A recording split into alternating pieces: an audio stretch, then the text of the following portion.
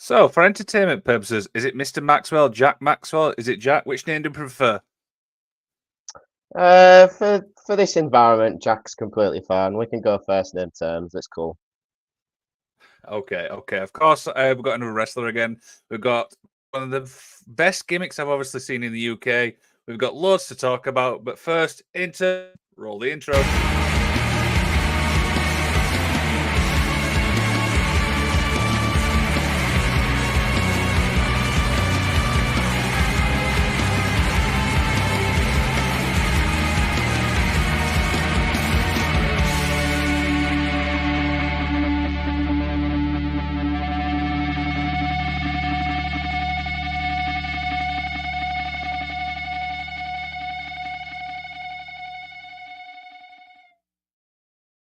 And I'm delighted to be joined by the one and only Jack Maxwell. How are you, my friend? I'm very good, thank you. Thanks for having me. Of course. How's the week been, my friend? It's been all right. Yeah, it's been a decent week. I trained at Fight Factory Wrestling last night, and then I've got another training session at Pursuit Pro Wrestling tomorrow. So no bookings this weekend, but we get back to it next weekend with a couple of shows. Awesome. That kind of answers my next question, saying if you're doing anything exciting, but I presume training is probably exciting. Yeah, I love it. I try and train at least once a week if I can. I've always had that mentality from as soon as I got into wrestling. I think um, there's there's some people I think that they train and they train consistently, and then it seems like as soon as they get onto shows, they're like, oh, I don't really need to train as much anymore. Whereas I kind of think like that's where you need to actually train more because I think you kind of need to keep the standards held up, so to speak. So I've just always tried to stay consistent because ring rust is a very real thing as well, and I feel like especially during COVID and things like that, or like little injuries here and there, you really feel it, even if you've just had a couple of weeks off out the ring. Really interesting. So yeah, obviously, the purpose of today's show is obviously about you. Really, we've got loads to Mhm. obviously talk about. I say this to obviously everybody. If there's anything I ask, if you don't feel comfortable talking about, you just say next question. We move on. Does that sound all right? Sounds fine by me. I'm sure I'll be able to answer everything though. Awesome. So one thing obviously I want to start with, obviously, I want to get obviously how you got into wrestling, and I'm talking more from obviously a fan's point of view at the moment. Hmm.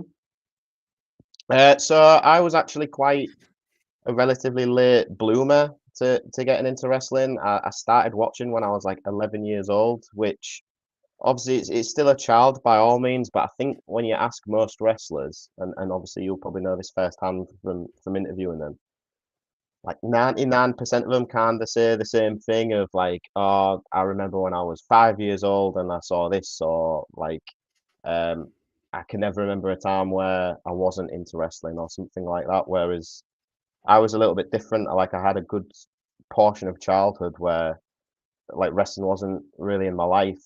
And it wasn't that I wasn't aware of what it was. I think it was just the fact that all of my friends, and still to this day, a lot of my friends, they're all kind of like football and rugby fans.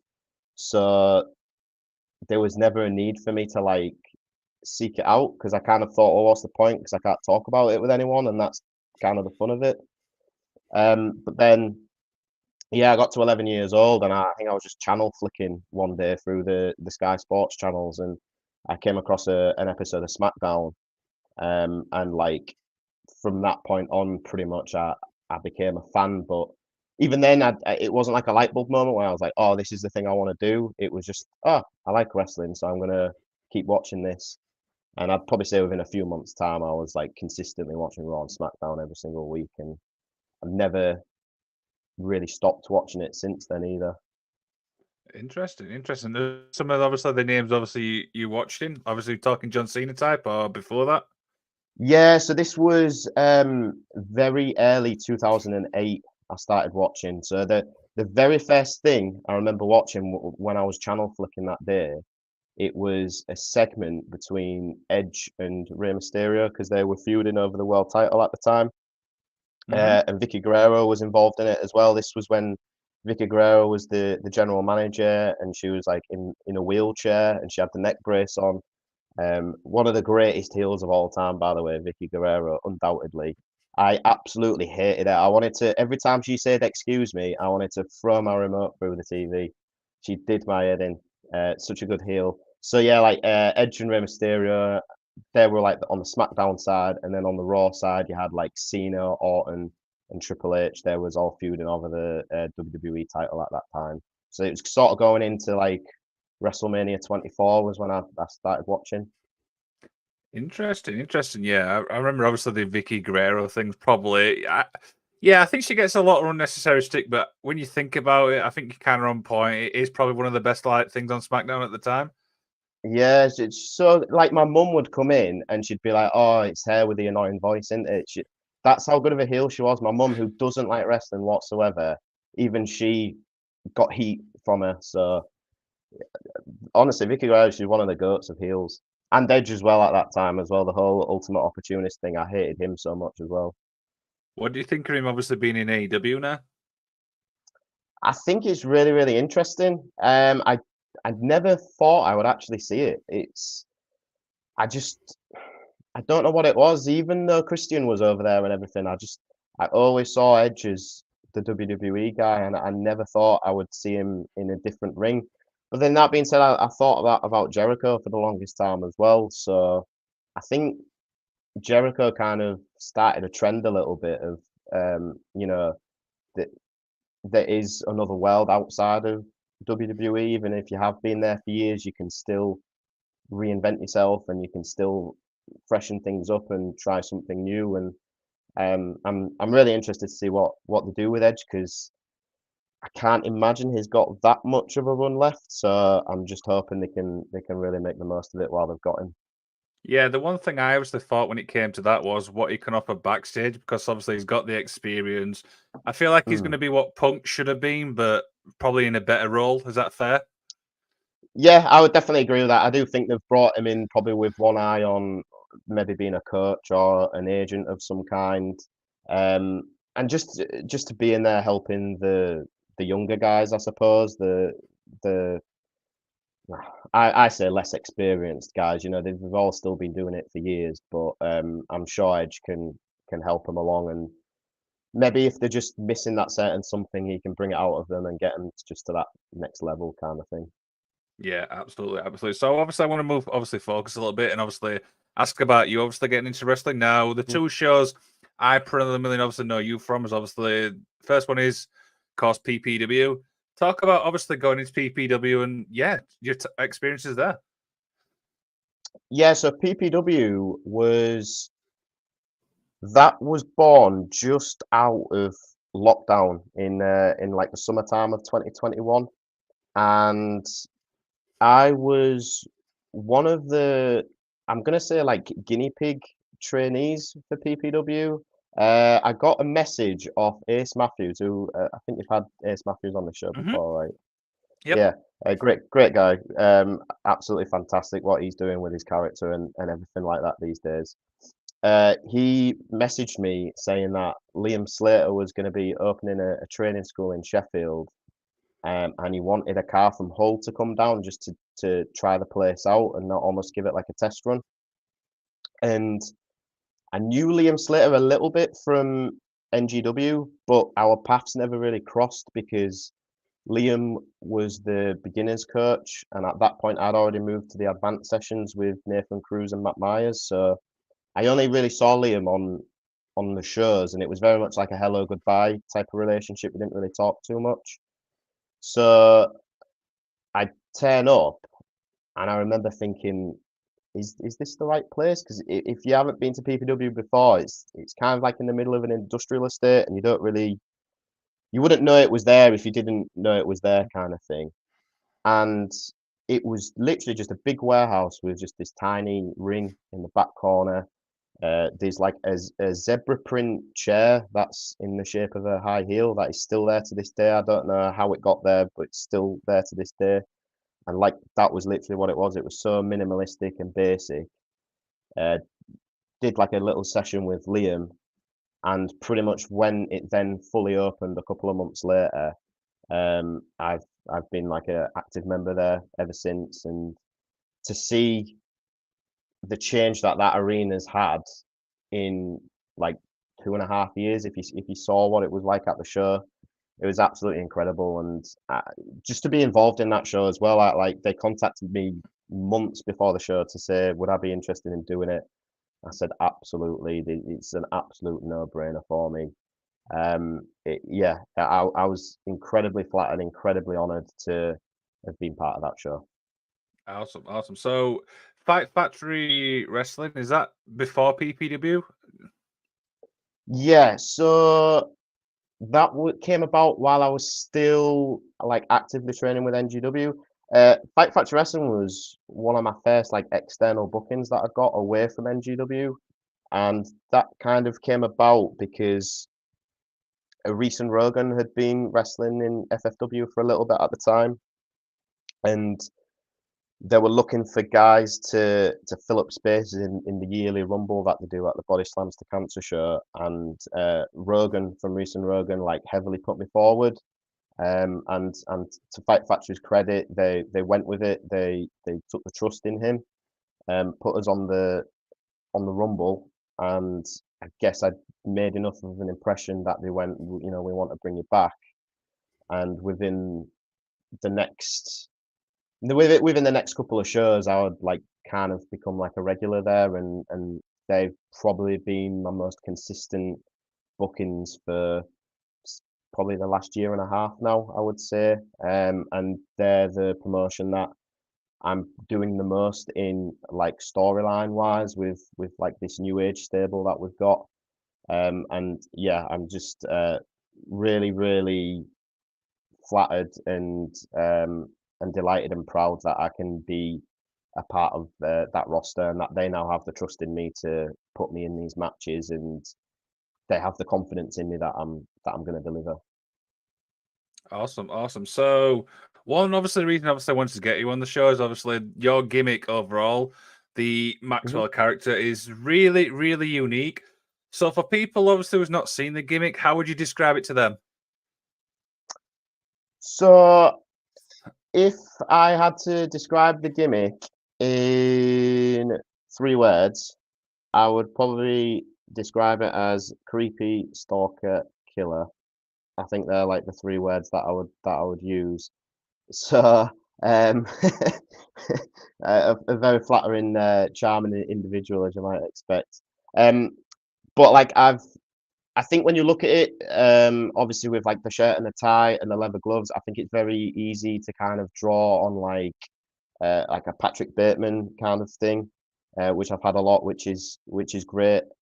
Um, I've had a lot of like or Jack Nicholson from The Shining, or I've had like Tyler Durden from Fight Club before. Just a kind of character, I suppose, that is maybe not all there mentally, or maybe thinks in a different way to a lot of other people. I think that is the best way I would describe the gimmick.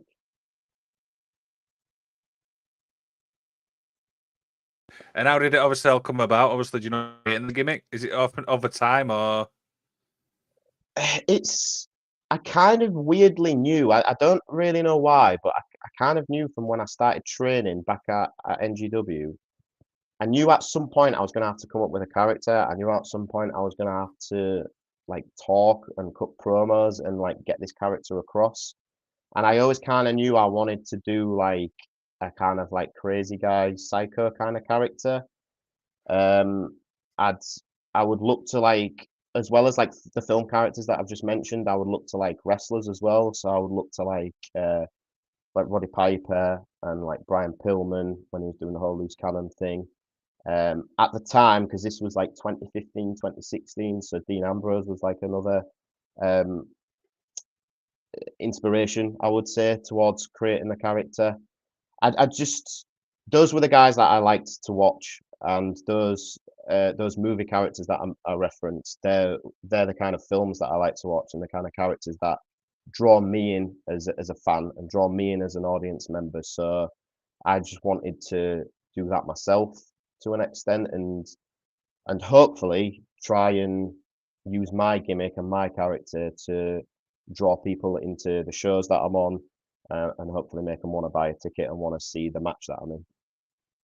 There you go. There you go. So this next question is obviously I ask every wrestler this, and obviously the opinions really, really differ. The UK wrestling scene is obviously, I would say, it's in a really, really good place. Would you obviously agree with that, being a wrestler yourself? Yeah, I would completely agree. I think there was a lot of I don't know if I want to say like worry or apprehension like coming out of COVID that things were going to really struggle. I remember like there was a lot of like Brit Rest is dead going around. But then again, people had said that when NXT UK became a thing and like hired a lot of people. People were like, oh well, that's just killed the British wrestling scene. But even back then, I never believed in that because granted, yeah, people are leaving the scene, so to speak, and they're going away, but that then leaves opportunities for other people to step up and create their spots as well. And I just think that there's so much talent out there at the moment, and just in the Yorkshire scene, just in the Yorkshire scene, there's so much talent. Never mind, there's a hell of a lot of talented people from like the Manchester area. There's a hell of a lot of talented people up in Newcastle. There's a load of talented people down south. There's all across the board. There's loads and loads and loads of talent going around at the moment. All quite young and like hungry and want the opportunities. So I do think that British wrestling is in a very good place, and I would disagree with people who say otherwise. There you go. So obviously, I was looking at some obviously matches in preparation for the show. So two matches obviously I want to talk about. First one is of course your match against Hardman Dan. This was really really entertaining. Talk about obviously this match. Was this the one from the PPW show? Because we've had like I think 4 matches now Yes, at this point. yes the PBW one. Yeah, yeah. So that one was kind of a bit last minute. So I was scheduled to be on the show, like I said earlier, months before. My initial opponent was going to be Lou Nixon for that. We'd done promos on each other and everything. And then Lou Nixon got the opportunity to go to wrestle for GCW in Germany on the same day. And so obviously, like, I don't blame the guy one bit. He went and took that. It was in a death match, and that's like his thing. So I was like well happy for him. He didn't need to like apologize to me whatsoever for not doing the match. And instead, so Hardman Dan came into the fray instead, who I've trained with closely for ages. Again, we go back to NGW. I give that guy lifts everywhere because he doesn't drive and he lives like 10 minutes away from my house. So if there was going to be anyone to replace Lou Nixon, I was so happy that it was Hardman Dan. 20 years old. He's got incredible potential.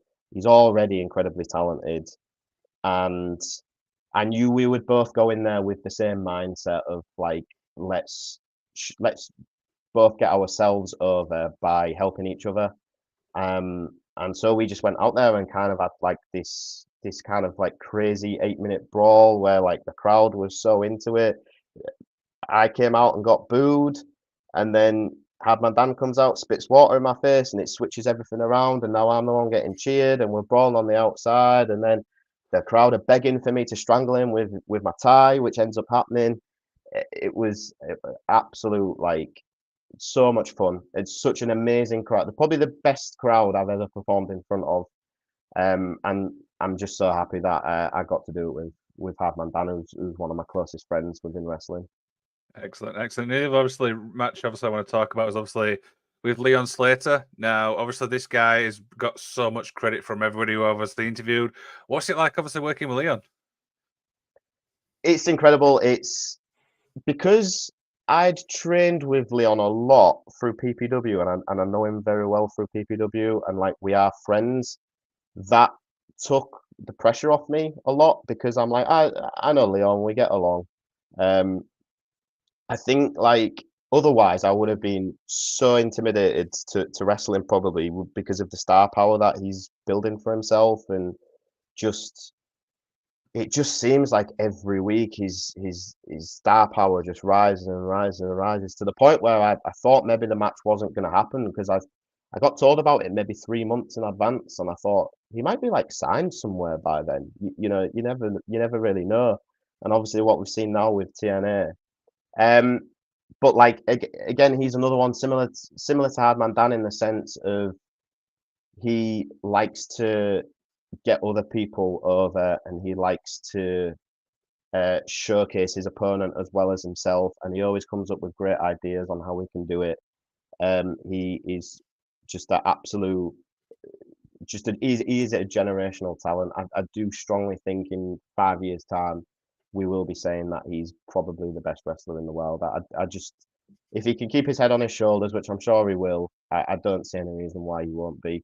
And that match at Planet Wrestle is probably going to be my claim to fame, where I go, oh, you know that guy who's like a superstar in wrestling? Yeah, well, I wrestled him in front of 100 people in Leeds before. So we've got obviously a question from obviously a fan in the comments. He says, it's from Mark Brown. It says, is there any type of match you have not done yet what you really want to do? So I've sort of dipped my toe into like hardcore kind of matches, but I've not gone like full blown, I guess, deathmatch territory. That's something that I would really love to do. It sounds crazy, I know, but there's just some kind of edge within me that I go, yeah, I would really want to like get bumped through glass. I don't know why. I would really love to do a death match. Like I say, I was meant to wrestle Lou Nixon at Pursuit. Like if we could maybe do something in that realm, that'd be great. There's a guy called Jack Bennett at Fight Factory who's uh, kind of becoming like a top guy in the deathmatch scene as well. I'd love to do something like that with him. And Bia Rose as well is another one who's like kind of become a deathmatch guy as well. And yeah, any of those three guys, if I could do like a proper, genuine, like hardcore deathmatch with, I'd be the first to sign up. Yeah, absolutely. So I've a couple of little general, obviously, questions. Before you obviously go, obviously, to have a match, you have like, do you psych yourself up? Do you get yourself into a zone? Do you have like a pre-match ritual anyway? A little bit. I do kind of need to like take myself off and just kind of just be on my own for a little bit to kind of like get into like the Maxwell headspace, because it's one of them things where I kind of am going into a different mindset at least for those 10-15 minutes that I'm out there. But other than that, like I really need to get better at like stretching and stuff before matches, because I'm always like thinking about what I'm gonna do in the match that I forget to stretch out, and then I go out there and I'm like I don't feel like loosened up at all. So I would like to say that I have like this stretching routine and stuff, but as of right now, I don't. I need to and I think I need to invest in some, you know, rubber bands or something like that to get myself stretched out. But no, it's an long-winded answer to answer your question. No, I just stand off to myself for a little bit, try and get in the zone, and then it's go time after that. There's really not much to it with me once I've got my gear on. It's funny, like, 'cause obviously a lot of people say, oh, they like listen to like certain music, and I've just noticed you've obviously got the Beatles there in the background. Cool, great band, by the way. Yeah, I do like the Beatles, but this, I'm gonna like end up completely breaking kayfabe here, but this is like my dad's almost like shrine. He's got like loads of, he's got like there's the Beatles here, there's some Stone Roses, there's some Oasis. He's got like this music shrine, and he's just got these like albums and photos like all across the walls. So I have to give credit to my dad rather than me, but I do like the Beatles. What's some of your, what other bands do you like, or what type of genre of music do you like? So again, probably because of like my dad's influence, I think like indie rock is probably like the one I listen to the most. So like Oasis and Kasabian, bands like that. But I kind of am a bit like it's a very fence city answer, but I am kind of into a little bit of all sorts. Like I was watching American Pie the other day, and I was like, damn, this is a really good soundtrack. You know, with like Blink 182 and Sum 41 and all that, like all the pop punk kind of stuff. Oh, I'll I get love the extra pop points punk. from Crash Coat for saying that. Oh, I love a bit of pop punk. You can't beat it. Old school. Mm. Yeah, Old exactly. school. Old school Blink 182 on new stuff. I'm gonna have to say old school. Yeah, I'm gonna have to say like Mutt and every time the sun comes around and stuff like that. Same with Green Day. Old school. Yes, yes. Although I don't mind some of the modern stuff, but yeah, again, Green Day. Yeah, I don't think you can go wrong with the early stuff, really. There you go. There you go. So move obviously back obviously onto wrestling. What do fans not know about Maxwell? Very, very interesting question.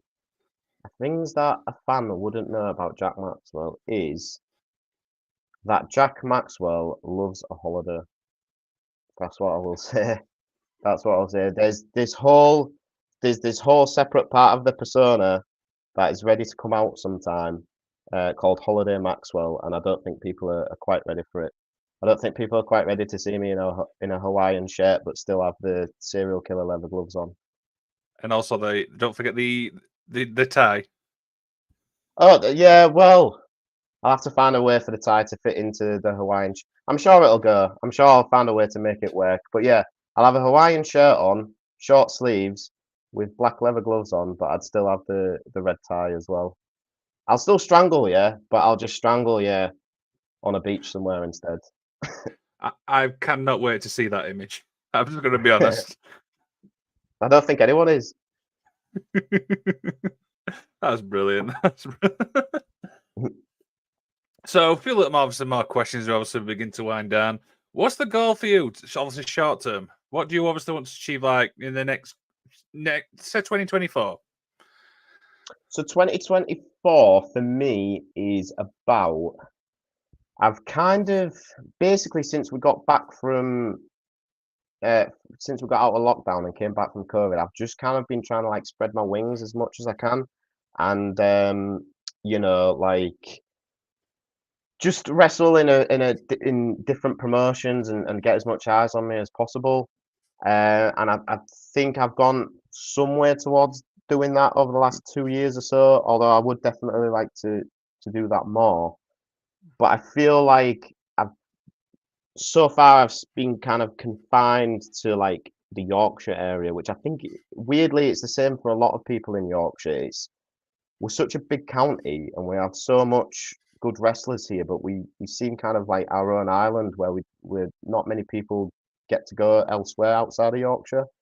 So if I can say by the end of 2024 that I'm like a regional wrestler as opposed to a Yorkshire wrestler, then that'd be massive for me. And I think that is something that I see as being kind of realistic as well. I do look at certain promotions like over the kind of Lancashire way, and certain promotions like down south or like up in Newcastle, like North being a prime example, as somewhere like I can realistically see myself working for in the next 12 months or so. Interesting. What about long term? So if I could be able to say that I have a wrestling booking every weekend, I think that I'd be really, really happy with that. I think if I could say that, yeah, even if I don't like make this my full-time living or I don't, get signed by a major promotion or anything like that, if I can say at like the shoot job that, oh yeah, I'm wrestling this weekend, and I can say that every weekend, I think that'll make me happy. I'll be very, yeah. I'll just be. I'll feel very accomplished. I'll feel very accomplished if I could be able to say that. Excellent, excellent. So, is there any obviously talent in the UK scene you want to obviously work with? So obviously, I mean, now that he's signed by TNA, it's maybe like not as plausible, but like I would love to run it back with Leon again. That'd be fantastic. But there are a bunch of other people involved with Pursuit that I would love to wrestle too. Like Jet Marshall. I've had like an in-house show match with Jet Marshall before, but we've never done it in front of like a proper crowd. I do seriously think somewhere like a North or a Rise, that's like a bit more of an adult crowd. I think me and Jet Marshall would like. I think we would like tear the place down. I think it'd be brilliant. I think we'd both have so much fun doing that. There's a guy called Kemper at PPW who's like one of the tallest people I've ever met. I think he's like 6'7" or something like that. I would absolutely love to wrestle him. I feel like I somehow work better when I'm against bigger guys. I kind of like that underdog role. I kind of like, channeling that inner Rey Mysterio in a way, and I've kind of like got to knock them down to my size. So I think me and Kemper would be great. And then for the longest time, I've wanted to wrestle Axel the Clown because I just think me and Yes. Axel the Clown. Yeah, I think Axel the Clown's been on your show as well, right? Yep. And he did the whole thing in Gimmick, right? Yep. Yeah, it's incredible. Like the commitment that he has to his character is it's insane. And I think again to answer the guy's question before, of like a type of match I haven't done like a proper comedy match. I don't think, but I just think me and Axel would inevitably end up going that way. But I think it'd be brilliant. Yeah, I think I think me and Axel the Clown would be money for anyone who wants to book that match. The scary part was my next question was, have you worked with Axel the Clown? And then you just said that you want to work with him. Read your mind. No, I haven't. But again, I've done little bits at him with training, and it's always been fun. But no, we've never actually done a proper match with each other. That is And then yeah, just to carry on as well, just for a little bit. Obviously, like the guys who trained me, Nathan Cruz and Matt Myers and Liam Slater. Uh, the best way that I could like make them, I guess, proud of me, I think would be to wrestle them and like to hold my own against them. So then those are three guys that any promotion, wherever it is, I'd love to wrestle those three and just show them how far I've come really, and show them that the faith they've put in me is, I guess, being worth it. Yeah, yeah, absolutely. So I've just thought of a question, obviously, as you were talking there. So obviously being a wrestler, obviously you're doing all the training, obviously you're on shows and stuff. Do you hmm obviously get time to obviously like watch wrestling from obviously entertainment purpose? I try to as much as I can. It's weird, and I really like don't want to sound like pretentious when I say this at all, because like we are at heart we are all wrestling fans. That's what got us into it.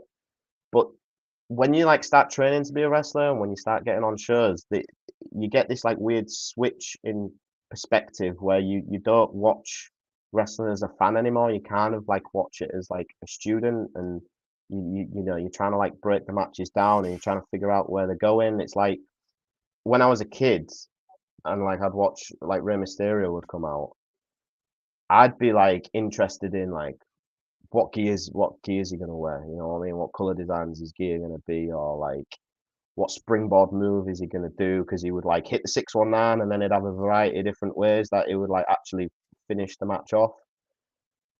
But then when like you start like getting into wrestling, you just look at it way more scientifically, and you're like, oh, I wonder what they're gonna do. I wonder what psychology he's gonna use, and all this stuff. So you look at it differently, but I do like to every now and again try and think back to that 11-year-old kid that got me into it in the first place and go, well, what is it that I really liked about this guy? You know, what is it that I really didn't like about this guy? And try and hone in on that as much as I possibly can and be an audience member, because I sometimes think people can get a little bit lost sometimes and maybe go like a bit too far down the rabbit hole and try and hyper analyze things a little bit too much. I always try and Guilty. go, no, what? Yeah, exactly. But I always try and go, no, well, what is it that I actually made me like this guy in the first place? You know, what is it that's actually drawing me into this match away from, oh, how good's that chin lock that he put on, or something like that. Yeah, absolutely. So, do you obviously watch obviously your matches back, and you very do you critique yourself? Yeah, I'm like, and I think it's the same for everyone. I'm like my own biggest critic, which on the one hand is great because it shows that I don't think I'm ever gonna like not want to improve. I'm never not gonna want to get better. But sometimes I can like be a bit overly harsh on myself where like if I feel like I made one mistake in a match, I'd be like, right, well, that was it. I was rubbish there, you know what I mean? So um I kind of I feel like it's one of them things where you kind of have to not get too either way, you know what I mean? If you have a really good match, great, but don't get arrogant about it. If you had a match that you didn't like, don't get too down about it. Try and find some midway point where, yeah, critique yourself and look for things that you can improve on. But if you know if you messed something up or if you forgot something, don't beat yourself up too much because I've definitely been guilty of that in the past. Interesting. So, one final question, obviously, we end obviously this interview is for people obviously listening who obviously was thinking of obviously being a wrestler. What would you obviously say to Mhm. them? I would say go for it. If ever you have that like that scratch that you just want to give it a go, I'd go for it. I think there's a lot of people from like especially from my time like training at NGW, there would be a lot of people that had come through the doors and they would do the one session and I think they would like go, "Oh, actually, no, this is like really, really hard and you might not see him again. But you know what? At least they gave it a go. And I think that's it. I think it's always better to if you really want to try something, just give it a go. What is the worst that can happen? The worst that happens is it's not what you thought it was going to be. You didn't enjoy it for whatever reason, unfortunately. And but at least you know what I mean. So yeah, anyone who is of course of like a reasonable age and is thinking of giving wrestling a go, absolutely go for it. But just be prepared that it's hard. It's very taxing on the body, taking the bumps and whatnot. It's yeah, it's not for the faint-hearted. Uh, we had any injuries obviously being a wrestler? So, touch wood, the only serious injury I've had was it was while I was still training. It was before I even got on shows. I broke my wrist. And we were it wasn't even in the match as well. That was how stupid it was. We were trying something out on the outside, and we trained at NGW. We trained in a sports hall at Eastmount, so it was like a basketball court kind of thing on the outside of the ring. And I got thrown to the ground basically, and I landed awkwardly, and like that put me out for like 3 months. But I look back at that and I go, that was the best thing that ever happened to me because I think I was kind of like coasting a little bit at that point, and that 3 months away from it made me realize how much I missed it and how much I didn't want to lose any time when I got back. And I just came back with a completely different attitude. And as a fun story as well, that injury ended up leading to my debut because I basically cut this promo where I blamed the guy for injuring me on purpose because he knew that I was better than him and he didn't want me to come to the shows and take his spot. And a guy called Nino, and we ended up going into a feud from there that lasted like a year. So breaking my wrist was the best thing that he could have actually done to me. And that's a great thing to end on. So Yeah. before we obviously do our, obviously our outro, is there anything obviously you want to plug and give some shout outs? Go ahead. Yeah, so if you you know you want to follow me, my Twitter is at the Jack Maxwell, which is all one word.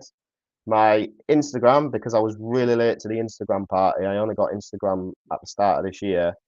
Someone's obviously got the Jack Maxwell all one word, unfortunately. So I think it's the Jack underscore Maxwell on Instagram.